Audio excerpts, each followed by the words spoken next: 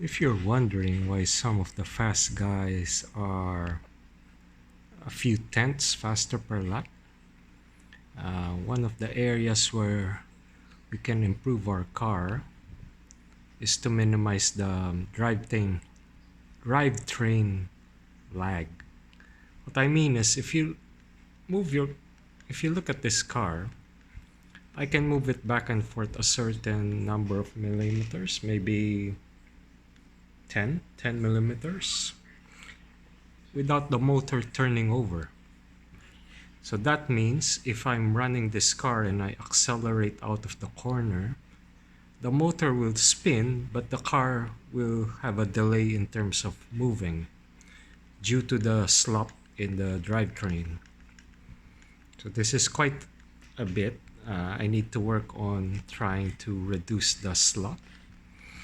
So it can come from the drive shafts connecting to here, also the pins. There's some slop maybe in the belt. There's some slop between the gear mesh. The same with the rear, and even inside the gears of the gear diff, it can cause a slight slop or delay. So that's yeah. So every time you exit the corner, your car will be delayed in the feel. You press, but it doesn't transmit the power quickly. There's a delay before it moves the way you want it. The same with brake. When you brake, there's a delay, and hence this slop really just messes with the timing of your driving. It's not as precise, in my opinion, and yeah, that's where you can probably find a few more tenths per lap and make your car go faster. But yeah, it's hard to remove all this slop. You have to look at every piece and try to remove it one by one.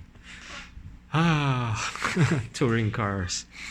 If it were pan cars, there's no slop. It's like just the mesh of the gears. But in touring cars, yeah, this is a lot of things to keep in terms of maintenance.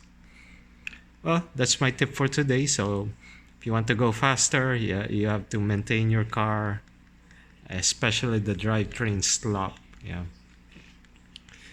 Delay. So that adds up. When you brake, when you exit each corner, you might be losing a tenth of a second due to the delay of your car in transmitting the power to the road and move forward. It's 10:30 at night.